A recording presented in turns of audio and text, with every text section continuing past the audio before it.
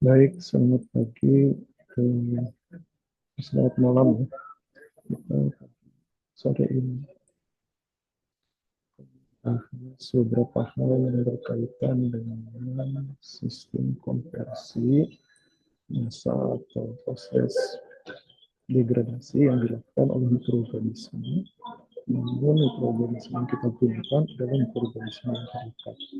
Khusus untuk pertemuan kali ini kita mempunyai peserta master maupun dokter karena kebetulan topik yang akan dibahas sejenis begitu ya. Nanti untuk selanjutnya kuliah ini akan ditindaklanjuti dengan beberapa latihan yang harus Anda kerjakan secara mandiri dalam setengah kuliahnya. Jadi dalam kuliah pertama ini kita akan menjelaskan secara keseluruhan prinsip dari pertumbuhan terletak ini, bagaimana sistem ini mentransformasi bahan organik menjadi unsur organik sehingga menjadi lebih stabil.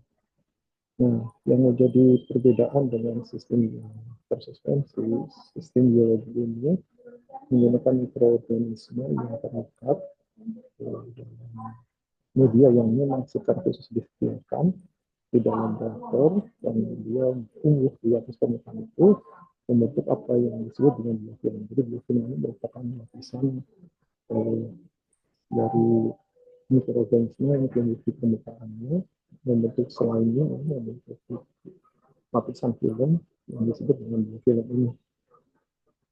Jadi kunci sukses dari proses ini adalah bahwa bagaimana kita mampu menyebarkan polutan atau air limbah yang mengandung polutan di atas permukaannya sehingga terjadi perpindahan polutan secara difusi dan oksigen ke dalam biofilm sehingga di dalam biofilm itulah terjadi proses penguraian yang dilakukan oleh mikroorganisme. Jadi kalau kita melihat dari konsep yang dijelaskan di dalam gambar ini, Anda bisa melihat bagaimana biofilm itu terbentuk ya. Jadi ini katakanlah permukaan dari media. Nah, pada awalnya hanya beberapa butir atau beberapa mikroorganisme saja yang tumbuh di sana, tapi seperti kita ketahui mikroorganisme itu membentuk koloni. Ketika sudah menempel, dia membentuk koloni, ya, dan koloni ini secara perlahan akan tumbuh dan berkembang sehingga menjadi lebih tebal. Ini seperti ini. Nah, sampai suatu saat ketika koloni ini sudah mencapai tebalnya maksimum, dia akan mengelupas. Kenapa terjadi proses pengelupasan? Mungkin bisa dijelaskan dari gambar sebelahnya ini ya. Jadi ini permukaan media, ya, permukaan media, kemudian seperti tadi ditumbuhkan biofilm. Biofilm itu semakin lama semakin tebal. Nah, apa konsekuensi dari biofilm yang semakin tebal? Nah, di sini bisa saudara lihat bahwa permukaan dari media itu semakin hari semakin lama gitu ya, tidak lagi bisa tertembus oleh udara. Ya. Oksigen tidak bisa lagi masuk ke lapisan ini karena belum sampai ke lapisan ini sudah dihabiskan oleh biofilm yang tumbuh di permukaan paling depannya gitu ya. Ya, jadi itu sebenarnya terjadi dua lapisan seolah gitu ya, yang paling dalam yang sudah lama cenderung menjadi anaerobik dan yang paling baru menjadi aerobik. Termasuk makanannya juga. Makanannya itu atau bahan organik yang dikonversi itu terjadi hanya di permukaan saja gitu karena di situ terjadi mikroorganisme dan makanan dihabiskan di sini. Sementara yang di dalam yang anaerobik ini selain tidak mendapatkan suplai oksigen, dia juga mengalami kekurangan makanan sehingga yang terjadi adalah proses endogenous sehingga lama-kelamaan karena makanan semakin kurang dan oksigen juga tidak ada lagi ya, proses yang lebih, maka yang terjadi adalah kematian gitu ya. Dan karena ini mati terkelupas, akibatnya semua jadi korban gitu ya, baik dirinya sendiri yang menempel di media ini lepas maupun yang menempel di permukaannya yang aerobik ini yang baru. Jadi semuanya akan terkelupas, maka terjadilah proses yang disebut dengan sloughing gitu ya. Sloughing gitu misalnya. sloughing gitu ya.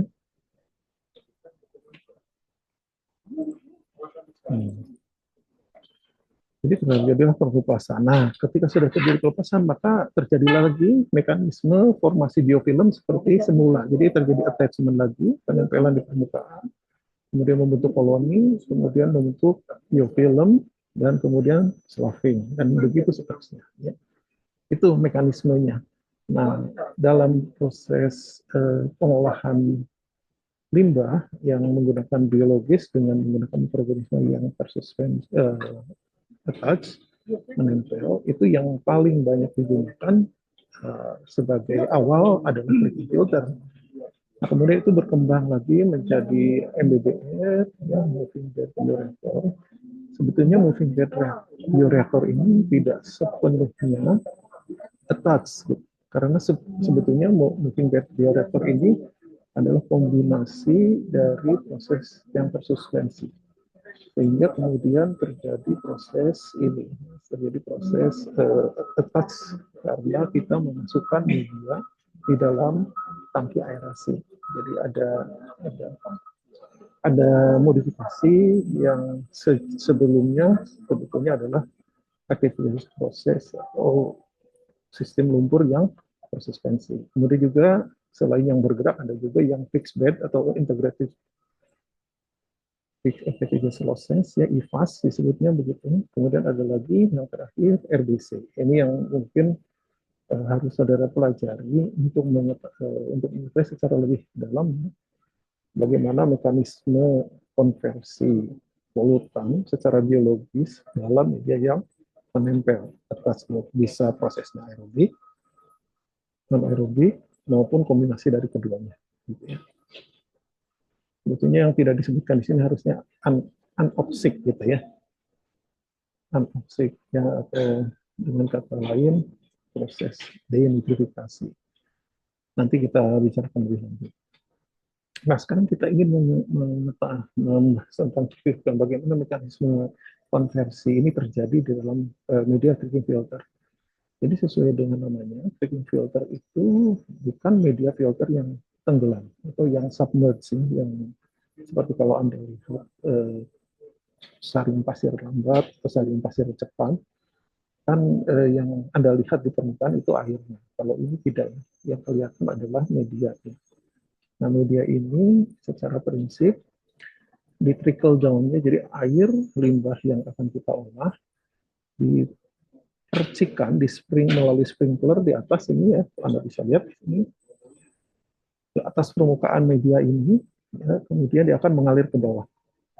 Nah, yang saudara bisa perhatikan di sini adalah bahwa media yang kita letakkan di sini adalah terdiri dari media batuan yang permukaannya itu ditumbuhi oleh mikroorganisme, dan pada saat yang bersamaan di antara satu media dengan media lainnya terbentuk pori, dan di dalam pori itu selain dialiri air limbah juga terjadi akumulasi udara gitu ya. Jadi ada udara dan ada air limbah yang berinteraksi di sana, dan termasuk mikroorganisme atau biofilm yang di atas permukaan media tadi. Jadi di sini ada biofilm di atas medianya, terus kemudian ada media sendiri, terus kemudian dari sisi lain juga ada distributor air limbah. Jadi distributor air limbah itu pada prinsipnya ini ya, distribution arm kita sebut, dia akan berputar terus secara merata dengan kecepatan konstan membagikan air limbah.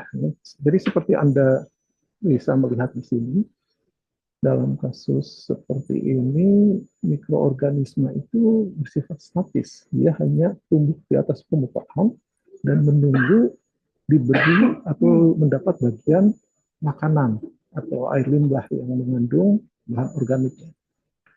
Jadi kalau misalnya kita tidak bagus atau tidak baik dalam mendistribusikan air limbah, maka bisa dibayangkan air limbah ini bisa saja mengalami masalah ya, karena bukan masalah air limbahnya, mikroorganisme mendapat masalah karena dia tidak kebagian makanan. Ada satu sisi misalnya yang kebagian makanan banyak, ada satu sisi lain yang tidak kebagian makanan. Sehingga nanti proses pengolahan bisa tidak berlangsung dengan baik ya, karena mikroorganisme yang ada tidak sepenuhnya bisa bekerja dengan baik ya. Ada bagian yang kering, ada ya bagian yang basah. Terus di sini ada ventilator udara. Maksudnya ventilator udara apa? Ini ventilasi sebetulnya yang memang disediakan di bagian bawah dari reaktor di sini. Ini kalau Anda lihat di sini ya, kalau dari dindingnya, ini tinggi ini bangunannya kalau 6 meter katanya di atas gitu, 3 meter tergantung ini. Nah kalau lihat di bagian bawah sebetulnya ada lubang-lubangnya gitu. Anda bisa ngintip dari situ lihat ke dalam. Kenapa? Karena lubang-lubang ini memang disediakan sebagai ventilasi untuk keluar masuknya udara. Jadi udara bisa masuk dari bawah ke atas atau dari atas ke bawah, tergantung dari perbedaan suhu antara air limbah yang ada di dalam dengan eh, apa namanya itu dengan suhu udara yang ada di luar.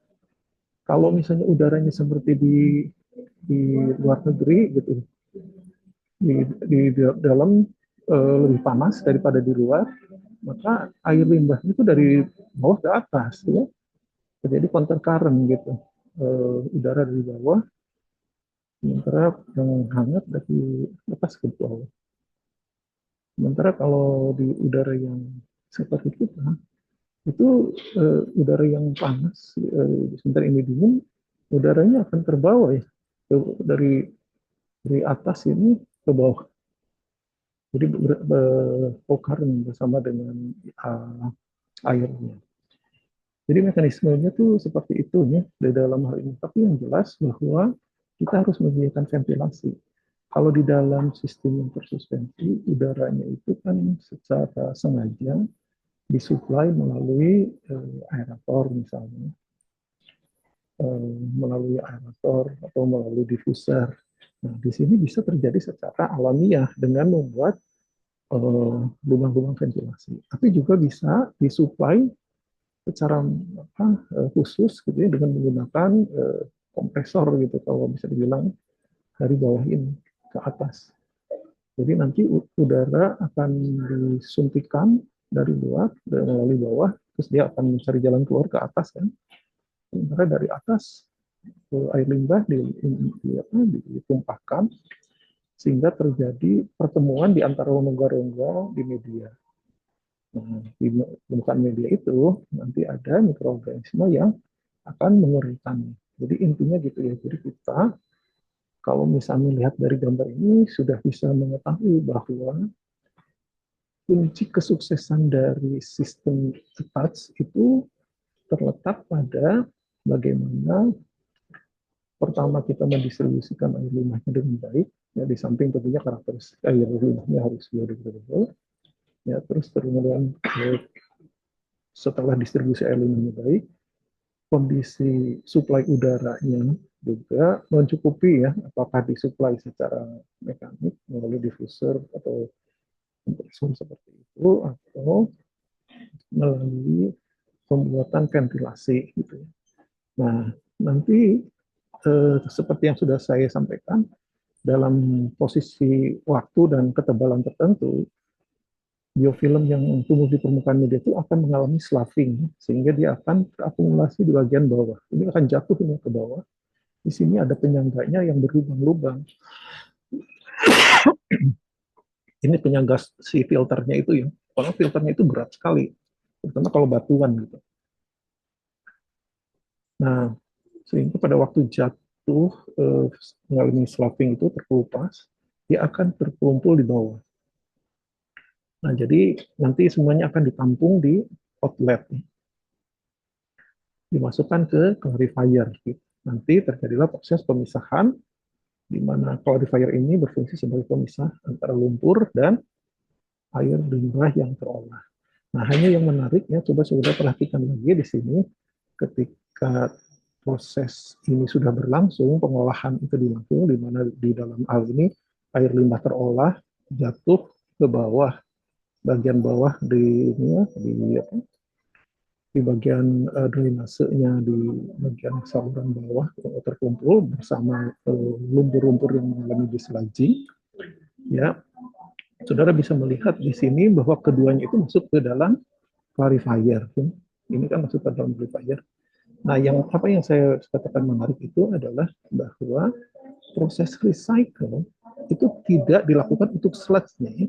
Lihat, sludge yang dihasilkan, yang berhasil diendapkan, itu pada prinsipnya langsung dibuang, ya, langsung dibuang. Sementara yang disirkulasi justru apa? Justru sebagian dari air limbah yang sudah diolah. Jadi yang diresirkulasi itu adalah justru efluennya, efluennya, sebagian dari efluen itu di recycle. Nah, yang menjadi pertanyaan, kenapa justru recycle? Jadi influen itu masuk ke sini, masuk ke pipa besar ini, ya, di bagian tengah sini, didistribusikan naik ke atas melalui distribution arms. Terus nanti ditumpahkan di atas.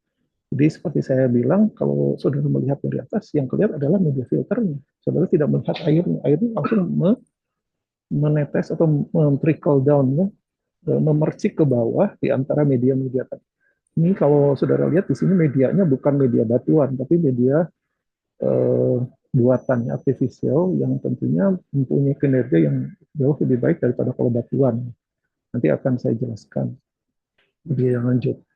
Nah, jadi yang menarik di sini seperti sudah saya sampaikan, yang diresirkulasi itu adalah influennya. Ke influen itu adalah effluent dari clarifier itu dikembalikan ke sini. Nah, kenapa harus effluent bukan lumpurnya? Sebab kalau lumpur kan harus menempel, ya, sementara yang lumpur yang di sini kan sudah lepas, dia tidak bisa digunakan lagi untuk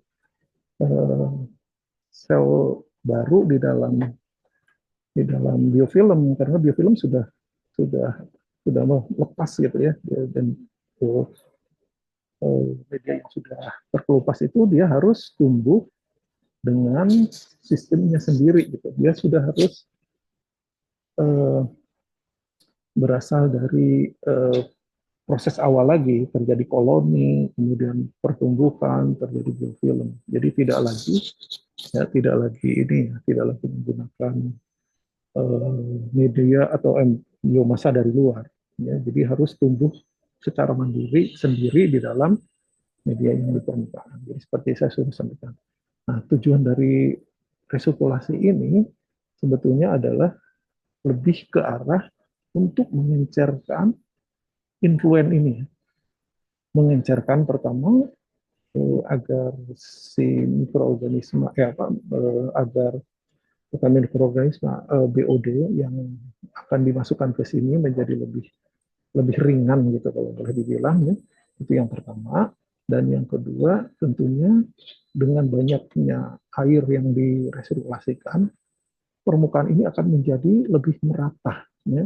Kan tadi sudah saya bilang bahwa kunci kesuksesan dalam sistem ini diantaranya adalah sistem distribusi air limbah yang harus merata memenuhi semua bagian dari reaktor. Karena itu media di dalam reaktor. Karena itu kalau semakin air semakin banyak, kita akan semakin mudah menjaga tingkat kelembaban permukaan media ini sehingga mikroorganisme bisa tetap hidup. Sebab kalau nanti kurang ya airnya, ada permukaan yang kena air, ada yang tidak, akibatnya yang kering itu mikroorganisme akan mengalami kematian. Nah, ini yang kita hindarkan gitu ya. Jadi yang menjadi pembeda antara treatment filter dengan activated sludge itu ASP, ya, adalah bahwa yang diresirkulasi di sini adalah effluentnya, bukan sludge-nya, ya, seperti di dalam ASP itu.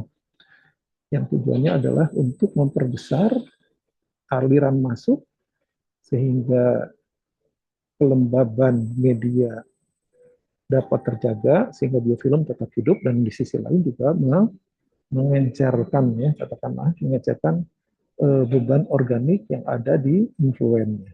Itu ya intinya. Nah, jadi seperti yang disampaikan di sini, rotating distribution arms itu, yang ini yang disebut ini ya, pipa-pipa ini ada 4 di sini muter ya, itu digerakkan dengan menggunakan alat dan kawat ini, dia akan memutar dan membersihkan udara. Dia kalau dilihat itu kan ada jarak dari mulai 30 sampai 60 cm itu di atas permukaan media, menyemburkan atau menyemprotkan air limbahnya di atas media ya. Kemudian nanti dia masuk ke atas permukaan, terus turun di antara media-media, di antara pori-pori di antara media, sehingga dia mendapatkan kesempatan untuk berinteraksi dengan biofilm, dan satu lagi dengan apa? Dengan bantuan udara, maka terjadilah proses penguraian bahan organik itu ya di dalam, sampai kemudian organisme itu akan terkelupas karena terlalu kental. Nah, tadi sudah saya katakan, pertama yang harus saudara perhatikan ya, prinsip kerja dari tiga itu sangat dipengaruhi oleh kemampuan rotating biological distribution arm dalam membagikan air limbahnya secara merata, dan tentunya menjaga kelembaban dari media, jangan sampai ada lapisan yang atau media yang tidak terdistribusi air sehingga kering, nah itu akan bahaya.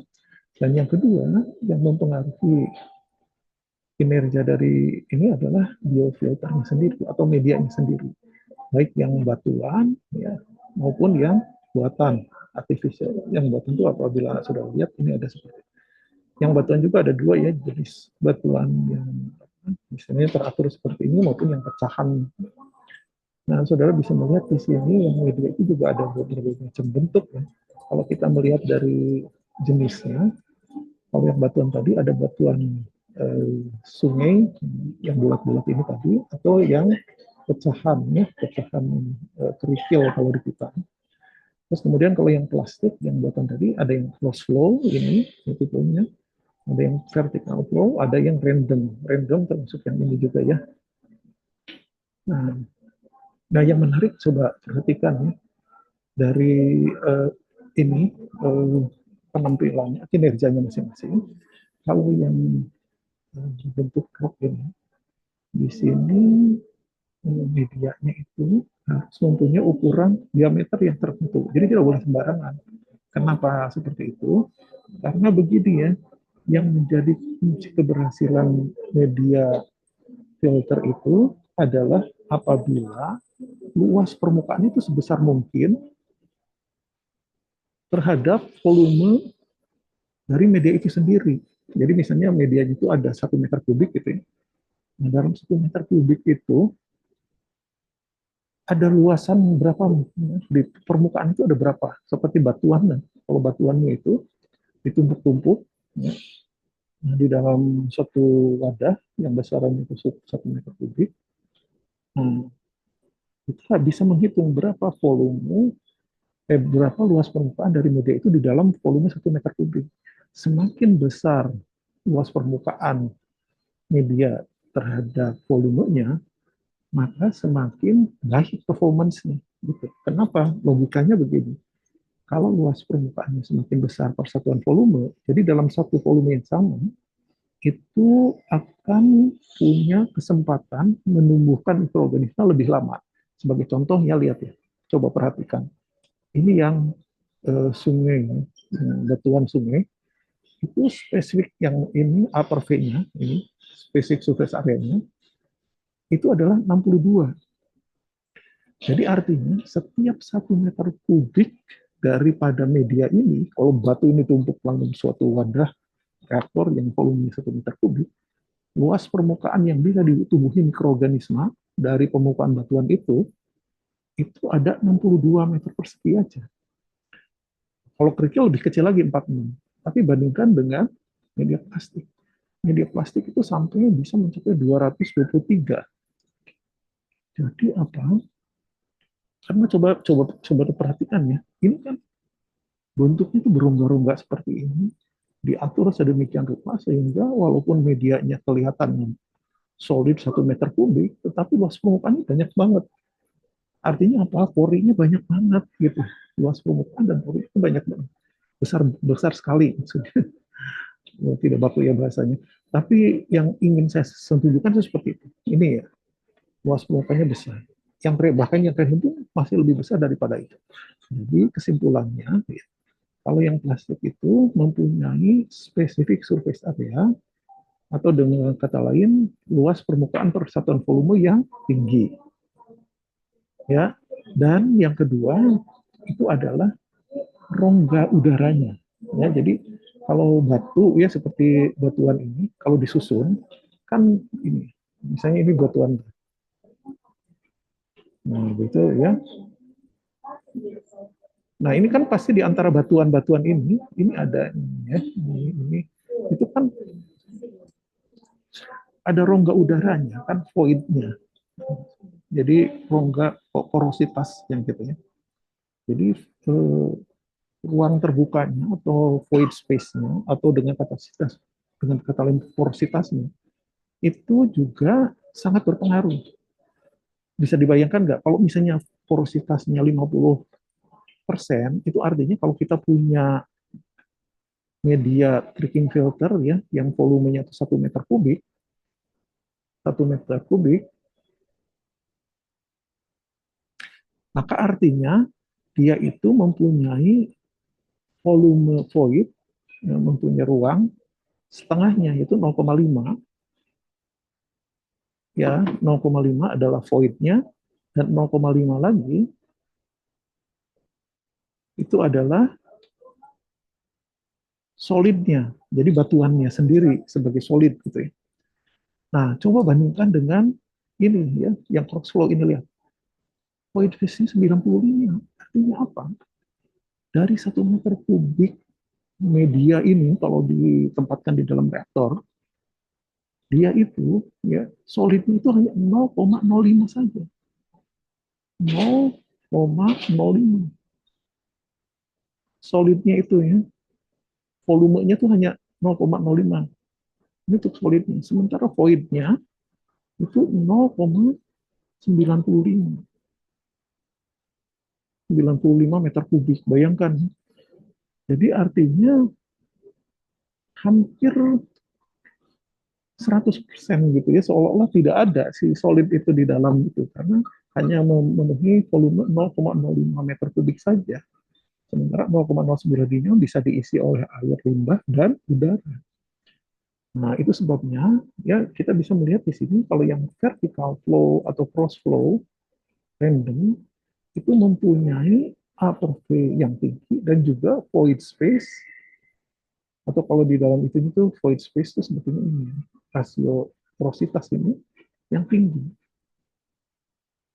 Jadi wajar ya kalau yang plastik ini performance-nya sebagai sebuah media untuk attached growth system itu menjadi lebih baik daripada yang menggunakan batuan.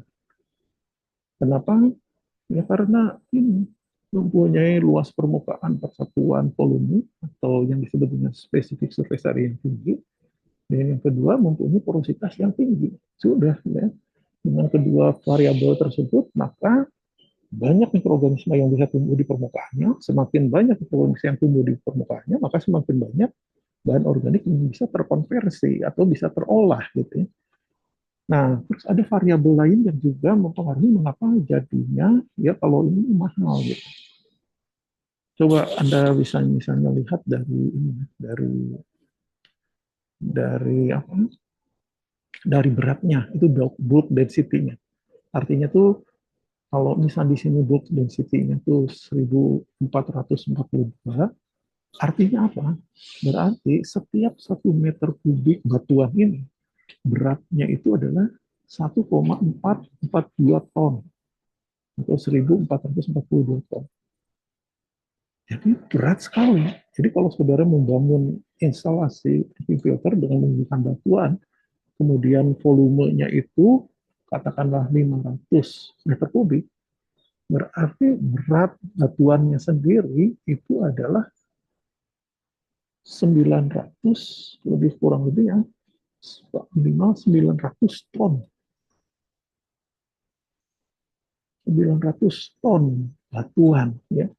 Sehingga bisa dibayangkan ketika saudara membuat desain untuk sistem penyangga filternya di bawah, yang itu pun harus berlubang-lubang agar air bisa mengalir dan media yang mengaliri sloughing, mengelupas juga bisa jatuh, maka bisa dibayangkan gitu ya. Maka bisa dibayangkan bagaimana ininya gitu ya, konstruksinya berat sekali. Nah, sekarang bandingkan dengan yang plastik. Bayangkan yang plastik itu ya untuk 1 meter kubik beratnya itu cuma 45 kilogram saja. Jadi bisa dibayangkan ya kalau misalnya saudara mempunyai volume tadi 500 meter kubik, ya, volume itu ya cuma sedikit sekali, cuma 25 kilogram, 25, 250 kilogram ini apa namanya itu berat dari medianya. Artinya apa? Konstruksi dari bangunan tricky filternya menjadi bisa lebih lebih sederhana. Jadi tidak berat konstruksinya gitu ya. Nah, ini hal yang harus saudara pertimbangkan mengapa ya menggunakan media plastik itu menjadi lebih baik dibandingkan dengan menggunakan media batuan karena variabel tersebut ya. Oke, kita lanjutkan lagi ya. Jadi secara prinsip ya dari situ saudara bisa mengetahui untuk bisa membuat sistem converter yang baik, maka saudara perlu memperhatikan hal tersebut tadi, sistem distribusinya agar merata, bagaimana membuat distribution arms-nya. Ya, nanti kalau saudara membuat ini, rencana itu di dalam buku McLeod Eddy itu ada kriterianya berapa perputarannya, berapa debit yang bisa masuk dan seterusnya, itu berpengaruh sekali. Namun ada hal lain yang juga menarik dari sistem menempel ini, yaitu atau attach ini, yaitu bahwa ya proses perancangannya itu berbeda dengan activities process. Kalau activities process itu pendekatannya itu menggunakan ini ya, menggunakan satu rumus yang universal itu bisa digunakan berdasarkan persamaan kinetik itu, kemudian persamaan di dalam faktor yang aduk sempurna misalnya, itu bisa digunakan karena sistem itu seragam bisa dibilang begitu ya. Tapi kalau treatment filter itu berbeda, sangat tergantung pada karakteristik medianya tadi. Kan tadi saya sudah mengatakan bahwa media itu ada dua hal yang membedakan itu ya, yang membedakan satu media dan media lain. Pertama upper V-nya, eh, apa, rasio luas permukaan terhadap volume. Kemudian yang kedua apa? Yang kedua adalah void ratio tadi. Nah, sehingga kalau kita bicara treatment filter, biasanya itu kita harus tahu dulu apa karakteristik yang berlaku untuk treatment filter tersebut. Nah, yang bisa menjelaskan itu adalah masing-masing vendornya, masing-masing manufakturnya. Sehingga kalau misalnya ada perusahaan yang ada ada ada orang ada orang sedang ada orangnya ya ada.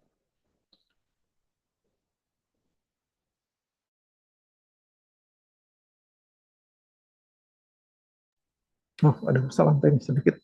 Oke, kita lanjutkan lagi ya. Jadi kalau kita bicara lagi tadi soal bagaimana kita merancang sistemnya dari sebuah eh, packing filter, itu sangat tergantung pada media yang digunakan. Sehingga berbeda. Itu pendekatannya itu sangat empiris. Makanya kalau kita bicara perancangan itu ada banyak aplikasi rumus yang berbeda-beda.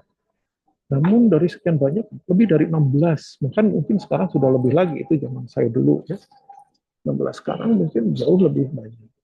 Karena banyak manufaktur yang menyediakan media yang hasil produksi mereka. Namun yang paling banyak digunakan, yang generiknya itu biasanya ada dua. Yang pertama adalah pendekatan dari second vendor. Nah, yang kedua adalah dari NRC. NRC itu National Research Council. Jadi semacam BRIN-nya kalau di Indonesia ini. Mereka lah yang kemudian membuat ini ya pendekatan dari sistem ini. Nah, pertama kita akan berbicara rumus Eigenvalder. Eigenvalder itu menggunakan pendekatan objek satu sebetulnya. Kalau Anda lihat lagi rumusnya ini 1x, x per dt, sama dengan 4s. Ini pendekatan dari persamaan objek tertentu. Memang dalam perencanaan sistem biologis, memang hampir ya, atau bisa dibilang mayoritas itu adalah mengikuti objek satu. Nah, oleh Eigenvalder itu diuraikan menjadi persamaan ini. Jadi di sini BUD FUN influen terhadap FUN terhadap influennya ST per S mol itu sama dengan E pangkat minus KD. Jadi ini konstanta KB geodehidrasi, kecepatan laju reaksi seperti biasa, atau disebut dengan utilisasi substrat ini. Kemudian ini kedalaman media. Terus kemudian beban hidrolik ya, beban hidrolik. Apa yang disebut dengan hidrolik itu adalah debit yang masuk per luas permukaan dari thinking filternya, di mana luas permukaan media itu dihitung berdasarkan pi per atau sembata pi di kuadrat ya seperti biasa. Jadi kalau misalnya ini berbentuk silinder berarti gitu. Ini D-nya ya. Ini D-nya ya. Nah, jadi ini menjadi luas permukaan dari media filternya. Kemudian ini yang membedakan tadi seperti saya bilang ada konstanta karakteristik media filtrasi. Apakah nanti misalnya yang kita gunakan itu media buatan atau media satuan gitu ya. Kalau buatan juga kan ada beberapa jenis, masing-masing mempunyai karakteristik media filtrasi. Di mana dapat diketahuinya?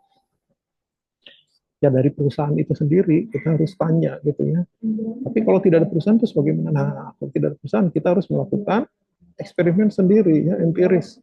Misalnya kita menggunakan media filter dari sesek bambu gitu ya, bambu-bambu yang dipotong-potong.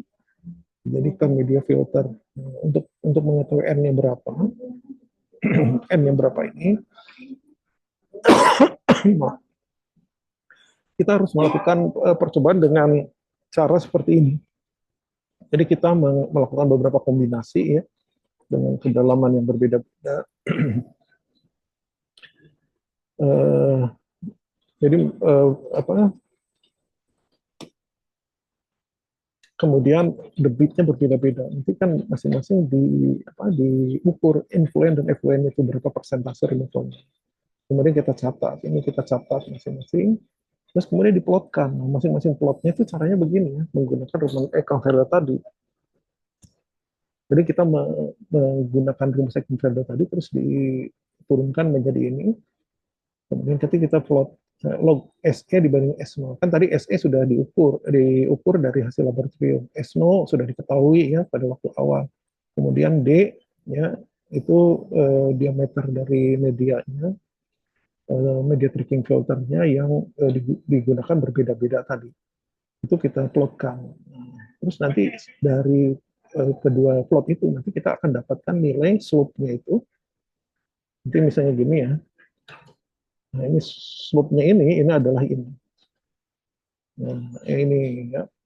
Kemudian dari situ kita turunkan lagi ya. Jadi apa? Slope tadi dikalikan 2,3 itu sama dengan log K dikurangi plus N log. Jadi secara prinsip ya kita membuat kurva yang sekarang berdasarkan ini log K, di sini log ini dua tiga kali slope ini. Nanti ini dapat kan ini. Ya, kalau dari ini dapat slope ini berarti n. Terus bagaimana mencari k-nya? Nah, ini kita plotkan lagi log SE dibagi S0, kemudian dibandingkan terhadap log dibagi Q pangkat minus n. Kan n tadi sudah diketahui kan nilainya berapa kan tadi. Nah ini kita tinggal masukkan saja. Tapi yang berbeda-beda di sini kan D dan Q-nya kan sesuai dengan hasil percobaan yang didapat dari sini. Ini kan idenya akan lain-lain. Terus Q-nya juga ada QA, QB, QC ya, diplotkan, jadi didapatlah hasil gitu ya. Didapatlah hasil di mana K-nya itu adalah 2,3 kali slope-nya itu. Jadi slope-nya dikalikan 2,3 itulah dapat K. Jadi kita dapatlah K dan dapat N. Kalau K dan N dapat, maka kita tinggal masukkan ke dalam rumus ini saja. Dari situ kita bisa menentukan misalnya berapa kalau kita mau memperbesar si reaktor D-nya harus dirubah untuk bisa mendapatkan efisiensi seperti yang kita mau. Karena kan yang tadi kita percobakan untuk nilai yang ditetapkan dari hasil percobaan. Mau tidak mau kita ngikuti itu. Tapi kemudian kita misalnya dari hasil tersebut ini bagaimana berapa diameter dari trickle itu kalau efisiensinya ingin 90% misalnya. Jadi kita harus memasukkan ini 30 misalnya. Ini tadi memasukkan 300 misalnya. Kan efisiensi 90% berapa ini. N-nya tetap tadi sudah hasil empiris percobaan tadi, terus K-nya juga dimasukkan, Q-nya sudah diketahui, juga dengan demikian D-nya diketahui, ini D sekian. Ya, sudah gitu aja ya intinya. Oke ya. Nah, tapi di sisi lain ya, kalau misalnya ini kan tadi kalau kita menggunakan media yang tidak diketahui, tapi kalau kita menggunakan media yang batuan, ini batu kali tadi, batu kali ya, yang gambarnya tadi sudah nah ini batu kali, ini ada rumus modifikasi dari Eckenfelder yang sudah biasa digunakan. Jadi kita sudah tinggal masukkan ST per mol SO 1 dibagi plus 2,5 D. Nah, itu intinya ya. Jadi tadi saya sudah menyatakan bagaimana menggunakan rumus Eckenfelder. Kalau N dan K-nya diketahui ya, berdasarkan kriteria desain, atau kalau tidak diketahui berdasarkan hasil percobaan atau empiris. Yang kedua adalah menggunakan rumus dari National Research Council atau BRIN kalau di kita itu. Nah, ini rumusnya tuh cuma begini saja ya. Jadi kita kalau ingin mendapatkan efisiensi filter misalnya tadi 90%, nah kita tinggal masukkan aja 100 plus 1 dibagi 1 plus 0,42 diakarkan Y0. Nah, Y0 itu apa? Y0 itu adalah beban organik. Beban organik, jadi berarti apa? Q dikalikan konsentrasi, ya. Itu beban organik. Terus kemudian ini V-nya itu volume media, ya, volume media yang digunakan. Dan ketiga adalah faktor resirkulasi. Ingat ya, faktor resirkulasi bukan rasio resirkulasi. Kalau rasio resirkulasi itu adalah R. Jadi hubungan antara faktor reaksi dan resirkulasi itu bisa di rasio resirkulasi bisa dijelaskan dengan persamaan ini. Jadi faktor resirkulasi itu sama dengan 1 plus R dibagi dengan 1 plus 0,1 R kuadrat gitu ya. Sementara kalau rasio resirkulasi QR dibagi ke 0. Ingat tadi yang diresirkulasi di dalam sistem touch adalah effluentnya, ya bukan ini ya, bukan lumpurnya, ya yang diresirkulasi adalah effluent. Karena berfungsi untuk sebagai pengencer dan sekaligus sebagai pelembab untuk memastikan permukaan media terjangkau oleh air, gitu ya, terbasahi terus. Nah, baik media yang menggunakan sistem rumusan yang bukan Eckenfelder maupun NRC itu bisa digunakan untuk menyusun tricking filter secara seri. Karena biasanya tricking filter memang tidak bisa menghasilkan efisiensi yang maksimum ya sekaligus gitu bisa 90%. Karena itu biasanya dia dilakukan dua tahap secara seri. Tahap pertama ini kemudian dilanjutkan dengan tahap kedua agar effluentnya memenuhi baku itu yang ditetapkan. Terus bagaimana cara ngitungnya? Ini kalau tahap pertama ini. Kalau kemudian dilanjutkan dengan tahap kedua, jadi F1 dari tahap pertama itu menjadi influence tahap kedua ini. Itu menjadi influence tahap kedua ini. Sehingga kita bisa masukkan rumus ini, ya, S1 ini seperti itu. Jadi kita cuma mengikuti rumus ini saja. Terus kalau misalnya S3 bagaimana? Ya sama. S3, kalau ada 3 tahap misalnya. Tapi biasanya jarang sampai 3 tahap. Ya. Cuma 2 tahap saja. Jadi kita tinggal masukkan sesuai dengan rumus ini. Ya tidak perlu dihafal. Cuma dilihat saja rumusnya. Nanti dari sini kita terus nyoba. Gitu. Nah, tadi saya sudah mengatakan eh, ada beban ini ya, beban organik. Nah, beban organik itu di sini organic surface loading, beban organik permukaan. Itu Q kali S0 dibagi 1000 ini konversi. Ini volume dari reaktor plus luas permukaan spesifik dari medianya. Sedangkan kalau beban volumetrik itu Q dikalikan S0 dibagikan dengan volume media. Di sisi lain ada beban hidrolik. Q1 sama dengan Q0 dibagi A filter. A luas permukaan dari filter. Hampir sama lah kurang lebih dengan sistem yang tersuspensi. Ya. Karena kalau kita bicara yang tersuspensi pun juga demikian. Ketika kita mungkin beban hidrolik, beban volumetrik kan kita membagikan antara beban yang masuk per hari dibagi dengan volume media. Sedangkan beban organik permukaan itu agak sedikit berbeda karena dia membagi tadi waktu kita bicara soal ini ya sebentar.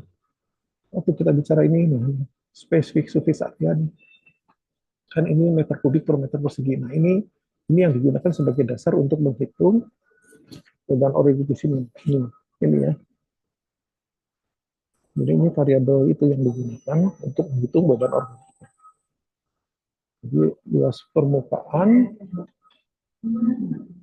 satu luas permukaan dibagi per volume dari media itu yang disebut dengan aspek itu. Oke, begitu.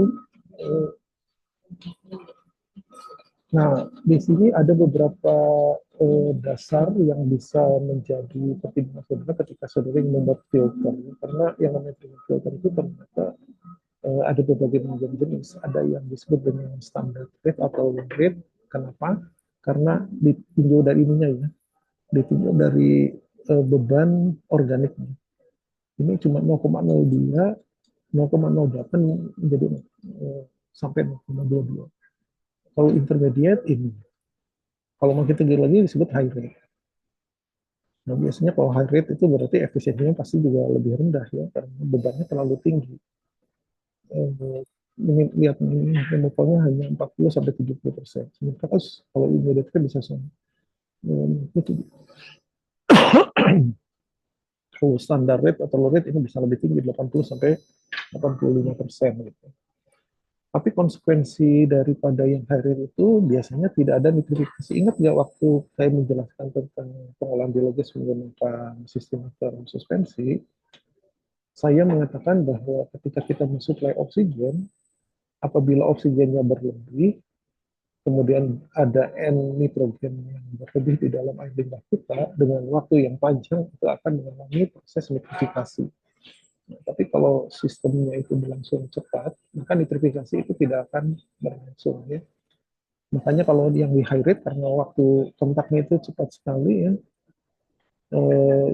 karena dengan organiknya tinggi, maka tidak terjadi nitrifikasi. Jadi yang super rate juga ya, itu biasanya super rate itu menggunakan media plastik. Kalau yang disebut high rate itu menggunakan media batuan tadi. Tadi sudah saya katakan kan media plastik itu mempunyai spesifikasi yang lebih baik daripada kalau batuan. Ada lagi yang roughing. Kalau roughing ini hanya untuk penialan pendahuluan saja. Kalau saudara lihat ininya juga beban organiknya di atas 1. Terus kemudian apa namanya efisiensinya juga tidak terlalu tinggi. Terus kalau lihat dari tingginya, yang media plastik itu karena dia mempunyai efisiensi luas permukaan persatuan volume yang tinggi, dia bisa mempunyai ketinggian sampai 12 meter.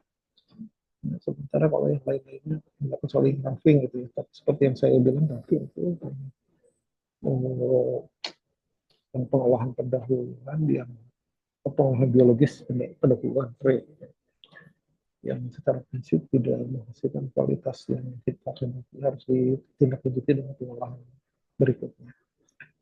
Nah, di sini ini hydraulic loading. Kalau hydraulic loading meter per day, atau dengan kata lain sebetulnya kalau satuan itu berarti Q, ya,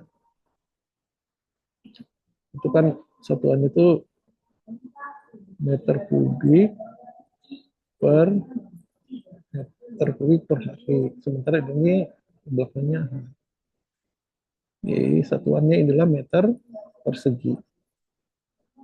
Jadi meter kubik per day dibagi meter persegi, dan berarti meter per day ya satuannya. Jadi hydraulic loading itu menunjukkan debit dibagi luas permukaan dari media filter. Nah, jadi gitu ya. Ini ada apa? Ininya juga tipikal ya untuk kalau kita menentukan berapa sih beban yang harus kita berikan untuk treatment filter. Kalau kita menggunakan treatment filter sebagai secondary treatment, ingat ya sebagai secondary treatment berarti digunakan untuk mengolah BOD saja. Nah ini, tapi kalau digunakan untuk mengolahkan BOD dan nitrifikasi sekaligus tidak melakukan, maka beban organiknya menjadi lebih rendah untuk BOD-nya dengan TKN kurang lebih seperti sekian. Jadi satu reaktor treatment filter itu digunakan untuk mengolah baik removal ini BOD maupun removal nitrogen. Nah, tapi kalau tertiary treatment itu berarti mengolah nitrogen yang masih melebihi baku mutu. Kan ingat nggak kemarin waktu saya mengatakan di dalam pengolahan tahap kedua itu dilakukan proses pengolahan untuk mengkonversi bahan organiknya, gitu. Nah itu yang disebut secondary treatment. Kalau misalnya eh, si nutrien itu berlebih sehingga masih belum memenuhi baku mutu, maka dilakukan apa yang disebut dengan tertiary treatment, gitu ya, pengolahan tahap ketiga. Nah, dalam hal ini yang disebut adalah tertiary nitrification karena khusus untuk mengolah kelebihan nitrogen. Tapi dalam kasus tertentu, kalau misalnya nitrogennya itu terlebihan tapi tidak terlalu tinggi, maka pengolahannya bisa dilakukan di dalam reaktor yang sama, di secondary treatment. Jadi di dalam secondary treatment, satu reaktor digunakan untuk mengolah BOD plus nitrifikasi. Tapi tentunya saudara harus memperhatikan ya bebannya harus tidak lebih daripada ini dalam range ini. Dengan konsekuensi nanti F-nya akan dihasilkan kurang lebih seperti ini gambarannya. Terus kalau misalnya untuk keperluan desain, ini hampir sama dengan yang tadi ya, hidroliknya untuk low rate, high rate, super rate. Kemudian ada yang pakai resirkulasi, ada yang tidak. Ini tidak pakai resirkulasi, yang low rate biasanya satu arah saja. Jadi tidak ada resirkulasi effluentnya. Terus kemudian media yang digunakan. Kemudian, nah ini yang menarik tuh ya. Maksudnya apa? Biasanya kalau filter kan seperti yang saya bilang tidak terendam air ya. Air itu hanya memercik ke bawah dan yang terlihat dari atas permukaan itu media filter. Bahkan kalau saudara melihat realnya di lapangan, kadang-kadang media filter itu ditinggi oleh lumut di atas itu. Lumut, lumut berbagai macam jenis lumut di atas permukaan itu. Nah biasanya suka ditumbuhi juga filter.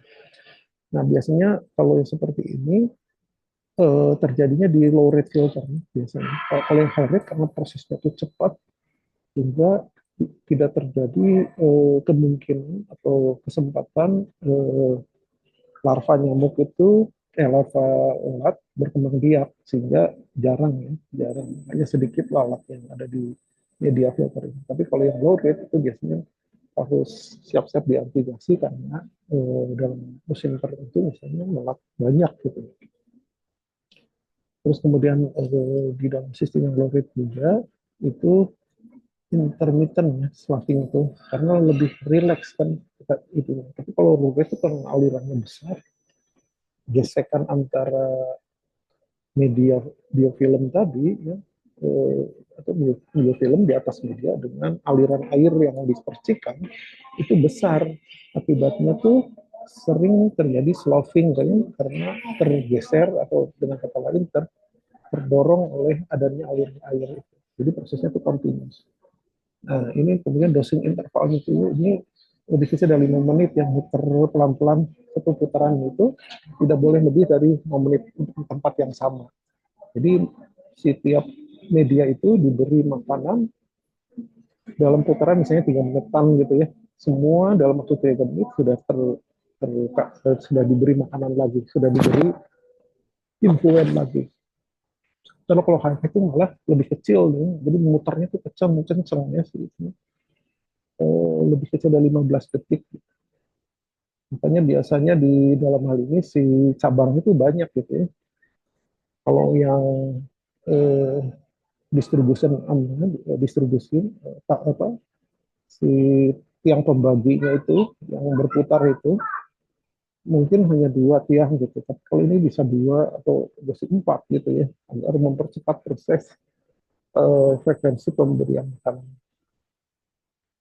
Ya, jadi seperti yang tadi saya sampaikan ya, kalau nitrifikasi itu terjadi pada kondisi di mana prosesnya berlangsung cukup lama, yaitu pada kondisi yang low rate atau standar. Jadi kalau pada high rate ya bisa tidak terjadi, atau tergantung dari pembebanan pembebanan.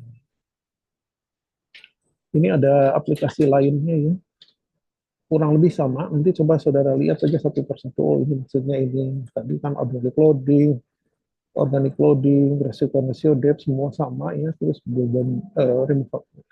Ini diambil dari beberapa buku yang berbeda sehingga ada hasil-hasil yang berbeda. Tapi Anda kalau misalnya mencoba merancang suatu oksigen filter ya semuanya harus dilihat gitu ya untuk memastikan apakah desain saudara itu aman apa enggak. Terus yang ini gambar yang terakhir ini itu untuk melihat hubungan antara BOD loading ya, yang sudah berikan. Tadi kan BOD loading yang diberikan ini, organic loading atau BOD loading, ini kan antara ini sampai ada ini sampai bahkan 35 sampai 24. Nah, ini gambarannya ya. Kalau misalnya 3,4 itu kira-kira 3,5 tuh gini, kira-kira 3,5 kan di sini ya. Kira-kira ininya berapa ya efisiensinya? Oh, maksimum paling cuma sekitar 70 atau di sini malah 60 gitu ya. Kalau di sini kan. Berarti ini beban organiknya lebih kecil lagi.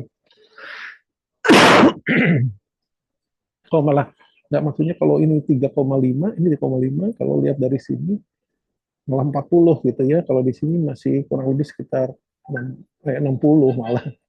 Ya, jadi ini gambar ini menunjukkan hubungan antara berapa efisiensi BOD yang akan terjadi berdasarkan beban organik yang berbeda. Jadi beban organik berbeda menghasilkan chemical efisiensi yang juga berbeda.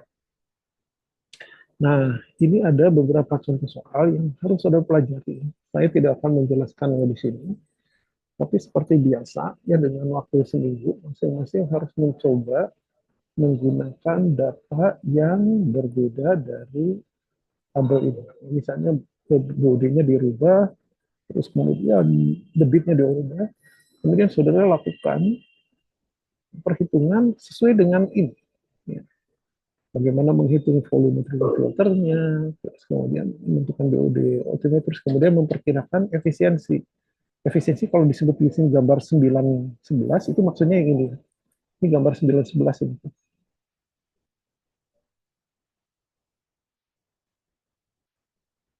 Nah, misalnya seperti di sini kan BOD loadingnya kan kurang lebih satu kan, satu. Kira-kira efisiensinya berapa? Coba lihat di sini. Satu, ini kan dicari ke sana, ke sini terus ke sana ya. Ini kan 82, nah, gitu. Jadi ngitung efisiensinya hanya dari kurva itu aja untuk gampangannya gitu ya. Karena secara prinsip kriteria desainnya mengikuti tabel ini semua gitu. Ya, ini hanya untuk supaya saudara ngerti bagaimana cara membuat desain itu. Ini tugas yang pertama. Itu kemudian tugas yang kedua itu juga contoh soal.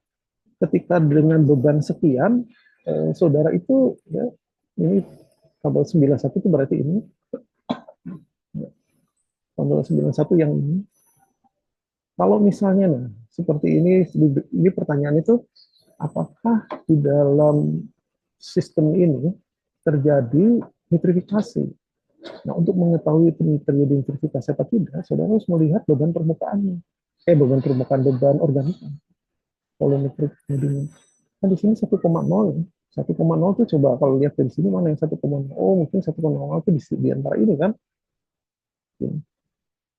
1,0 ini kalau misalnya gini terjadi nitrifikasi apa enggak? Coba dilihat aja karena di sini tidak ada bunyi nitrifikasi. Coba lihat aja ke belakangnya. Nah, ini ya. Di sini kan berarti tadi kalau antara itu satu tuh di sini organic loadingnya, oh tidak ada nitrifikasi kan? Dengan beban segini tidak akan terjadi proses nitrifikasi karena terlalu cepat ya. Jadi proses nitrifikasi belum sempat terjadi. Karena itu jawabannya di sini adalah tidak ada nitrifikasi. Nah, gitu aja, gampang aja ya, tinggal melihat tabel. Nah, jadi ini ringkasan dari apa yang sudah disampaikan tadi, apa yang disebut rumus Ekenfelder. Kalau lihat saudara dari rumusnya ini adalah rumus yang digunakan apabila medianya itu batuan ya. Ini sudah langsung batuan. Memang di dalam sistem penghitungan biasanya kita menggunakan ini ya, batuan dengan menggunakan ini. Terus kemudian kalau tidak menggunakan rumus Ekenfelder, saudara menggunakan ini. Ini juga bersifat umum ya, baik yang artifisial ataupun yang batuan, yang alami gitu ya. Tapi kalau misalnya saudara menggunakan yang betul-betul artifisial, maka harus menggunakan rumus Ekenfelder, tapi bukan yang ini, karena kalau ini hanya untuk batuan. Ya, saudara menggunakan rumus yang lebih spesifik lagi ya, yang ada n-nya. Karena ini sama ya, batuan ya.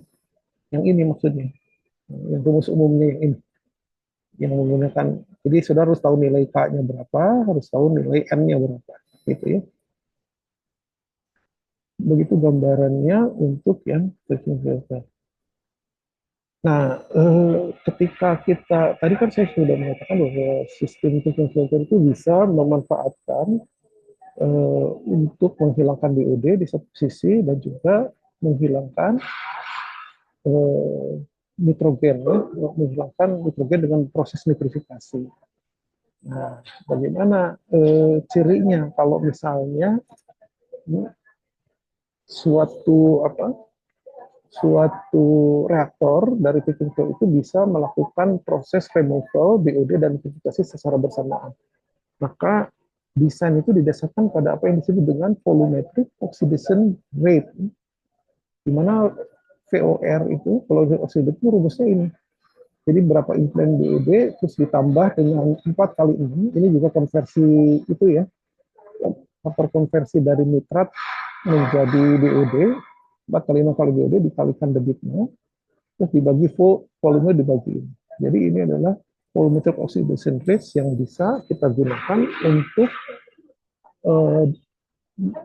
misalnya saudara ingin melakukan pengolahan bahan organik dalam BOD plus nitrifikasi secara bersamaan. Jadi volumetric oxidation itu tuh biasanya di antara ini 0,4 sampai 0,13 ya. Sehingga dengan demikian akan terjadi proses removal BOD maupun nitrifikasi. Nah, di mana di dalam hal ini hubungan antara nitrifikasi atau BOD removal dan nitrifikasi itu diperhitungkan dengan menggunakan rasio ini BOD banding TKN. Jadi kurang lebih surface nutrition rate-nya itu bisa dihitung berdasarkan rumus ini 0,82 BOD per TKN gitu ya. Terus kemudian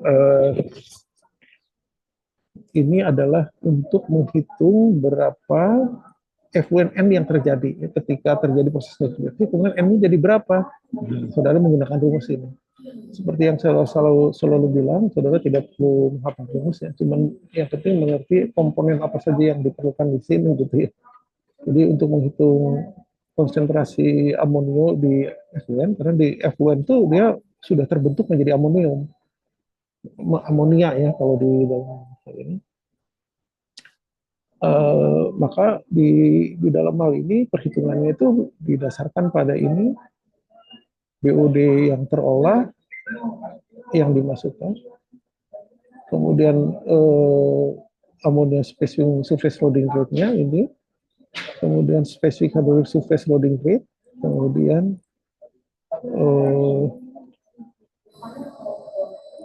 temperatur dari filternya atau di dalam filter. Oke ya, itu hanya sekedar penjelasan tentang treatment filter.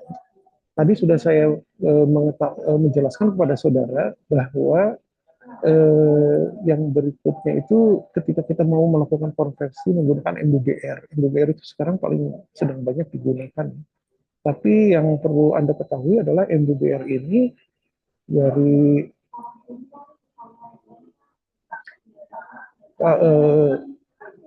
MBBR ini dari apa? Dari proses awalnya sebetulnya adalah merupakan proses activity substitute. Jadi tangki aerasi yang dihuni oleh mikroorganisme tersuspensi. Nah, namun MBBR ini ya memodifikasi sistem ASP itu, yaitu dengan memasukkan media kecil yang digunakan untuk pertumbuhan penyu, dan dia bisa bergerak seperti tersuspensi itu kemana kemari karena bentuknya kecil dan ringan dan banyak sekali. Bahkan untuk sistem ini tangki reaktornya itu harus dipakai semacam jaring gitu ya, agar si media yang digunakan itu tidak ikut lari masuk ke dalam clarifier gitu. Karena itu sebetulnya MBBR itu tidak murni proses attach ya, karena dia adalah kombinasi dari proses atau modifikasi dari proses ASP yang mentransformasi media tersuspensi menjadi attach ya. Nah, jadi gambarannya seperti ini.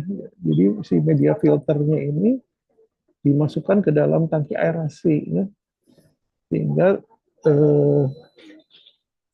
apa nanti mikroorganismenya itu tumbuh di sini dan di media kecil-kecil tadi yang terbuat dari plastik, dan dia tersuspensi di dalam salurannya. Gitu ya. Makanya disebut moving bed biofilm, karena dia si biofilmnya itu menempel di dalam media yang bergerak-gerak, moving ya. Nah, di dalam sistem ini yang menjadi pembeda ya dengan itu biasanya MBBR ada yang tidak menggunakan bak pengendap satu gitu. Terus kemudian yang kedua juga dia juga ada yang tidak menggunakan resirkulasi sludge. Jadi sludge-nya langsung dibuang gitu ya. Nah, itu yang menjadi pembedanya gitu ya, dari sistem MBBR yang ada di lapangan. Tentunya ada keunggulan dan kelemahannya ya dari masing-masing sistem ini. Yang bisa disebutkan di sini adalah bahwa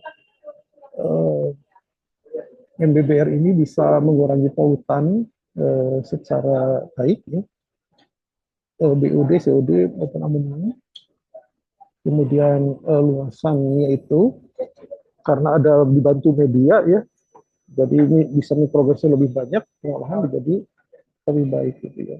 Jadi untuk kapasitas pengolahan yang sama dari beban organik yang sama, volumenya itu akan menjadi lebih kecil dibandingkan kalau kita menggunakan aktivitas proses lumpur aktif yang konvensional gitu. Secara prinsip seperti itu. Dan ini banyak digunakan di industri ya. Nah, tapi ya seperti yang tadi saya bilang selalu ada ini plus-minusnya karena menggunakan media plastik. Ini kita harus memantau betul-betul karena jangan sampai ada yang lolos keluar. Terus kemudian serangga juga kadang-kadang menimbulkan masalah di dalam sistem ini.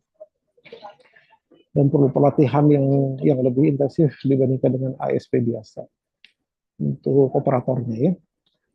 Nah, AMBBR itu juga bisa dioperasikan secara aerobik ya, maupun anaerobik ya. Jadi Kalau di dalam aerobik tentunya selain diaduk, juga dia harus dipastikan ada suplai oksigennya.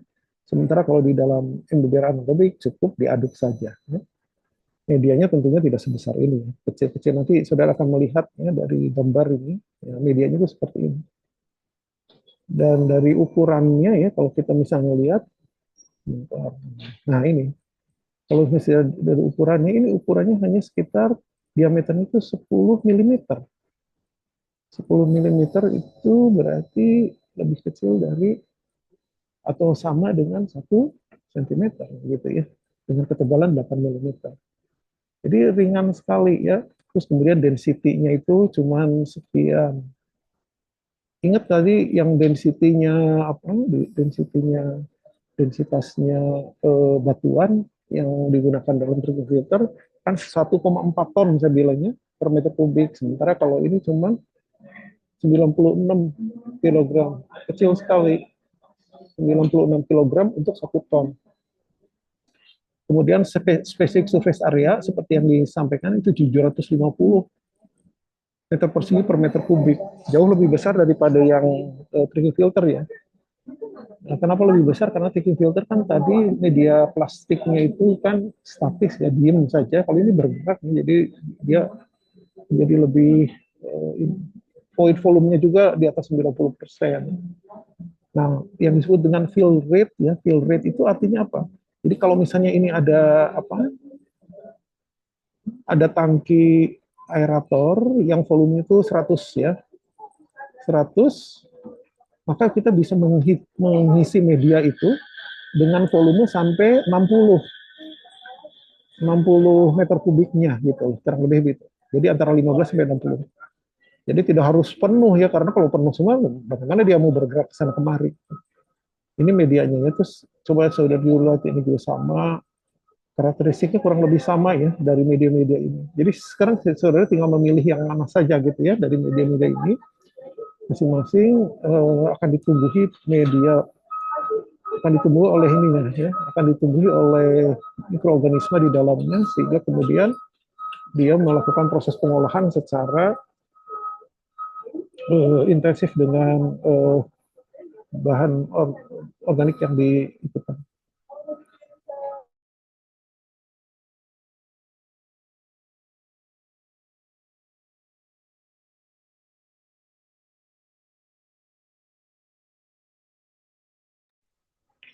Jadi ini gambar-gambar dari media yang sering digunakan, kemudian ini konfigurasinya. Nah, yang menarik juga ya di dalam sistem MBBR ya, selain tadi saya bilang ada yang tidak menggunakan kadang-kadang bak pengendap, ada juga yang tidak menggunakan apa resirkulasi sludge, tapi ada juga yang menambahkan kalau terutama kalau air limbahnya itu misalnya mengandung fosfatnya berlebih. Tadi waktu saya cerita tentang ini drinking filter, saya juga menyinggung soal memanfaatkan drinking filter untuk proses nitrifikasi ya.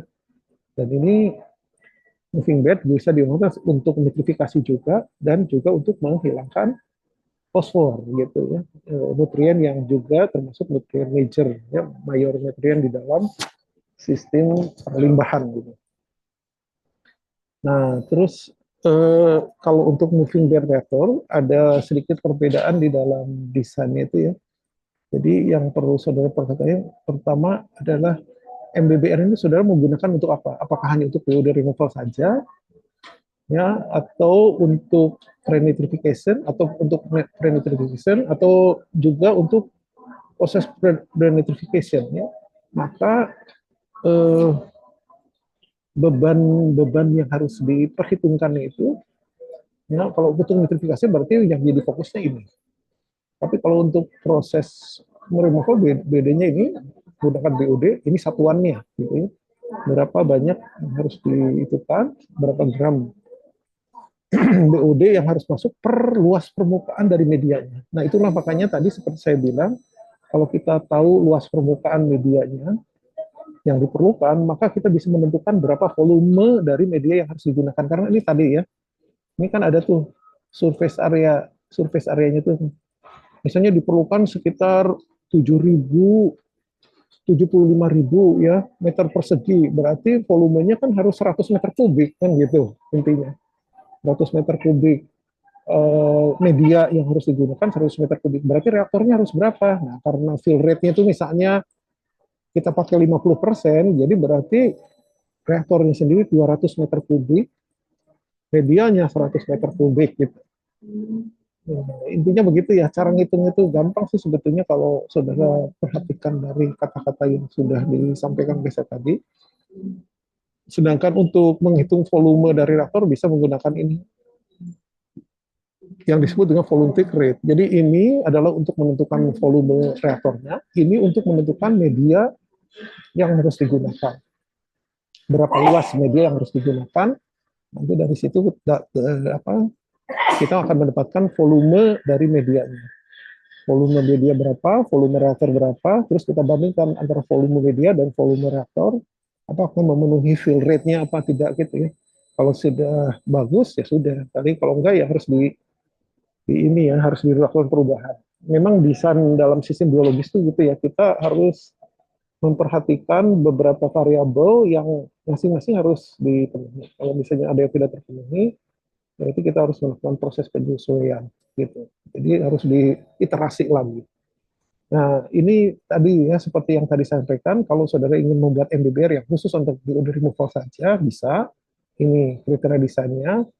Kalau BOD dan nitrifikasi juga ini bisa. Kalau untuk pengolahan tahap ketiga juga bisa, gitu ya, khusus untuk pengolahan untuk menghilangkan nitrogen saja, ya bukan BOD-nya, karena yang berlebih yang masih tersisa itulah amonia. Gitu, nah konfigurasinya tuh ini seperti ini kurang lebihnya. Ya.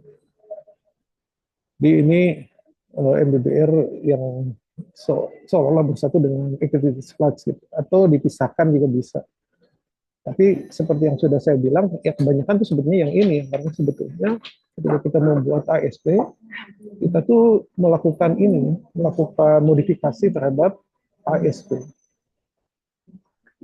Nah, jadi bisa konfigurasinya macam-macam, bisa aktivitas flux dulu, terus kemudian MBBR, atau digabungkan di dalam satu reaktor, atau MBBR kemudian aktivitas lagi, kemudian aktivitas flux, multiplier, baru MBBR. Nah, semua ada maksudnya ya, saudara nanti tinggal baca di sini untuk menghilangkan apa. Jadi secara prinsip masing-masing itu mempunyai tujuan tertentu, apakah menghilangkan nutrien saja, apakah BUD dan nutrien gitu ya, ataukah BUD dulu baru nutrien dan seterusnya. Nah ini contoh yang sudah diimplementasikan di Makassar ya. Saya tidak tahu perkembangannya sekarang, tapi dari beberapa uji coba yang sudah dilakukan, uh, ada beberapa hasil yang menarik di sini ya. Misalnya mereka menggunakan medianya itu sangat kecil sekali ya, yang seperti mikroskop ini. Ini sulit ini mengontrolnya, ini bisa cepat-cepat hilang. Ini yang pada keadaan bersih, ini setelah kondisinya terhuni oleh mikroorganisme. Ini kelihatan kan hanya kuning saja ya, tapi sebetulnya di dalam rongga, di dalam butiran-butiran ini, di dalam itu kalau dilihat secara mikroskop banyak rongganya, sehingga mikroorganisme bisa tumbuh di dalam sistem ini. Jadi di dalam mereka sudah melakukan analisis dalam percobaan itu yang disebut PVA, PVA polyvinyl alcohol, batch butiran PVA ini yang banyak di sana ternyata bakteri. Jadi betul-betul dihuni oleh bakteri sebagai pengurangnya. Kemudian mereka juga menggunakan sistem ring ini yang juga di. Oke ya.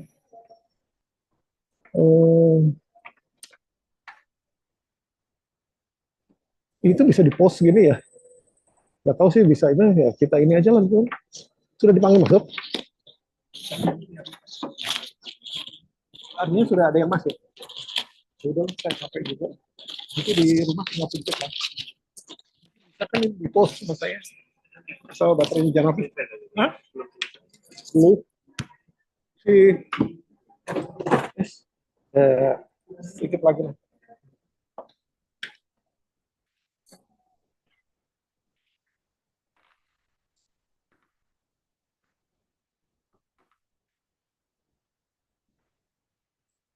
Kita lihat dulu juga.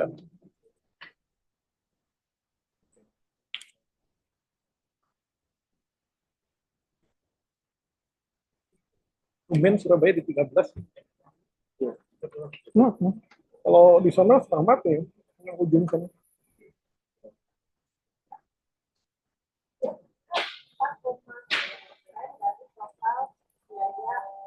Kalaupun misalnya pot saya, kan ini sudah ini, kan dia biasanya langsung ngerekam sendiri. Putus,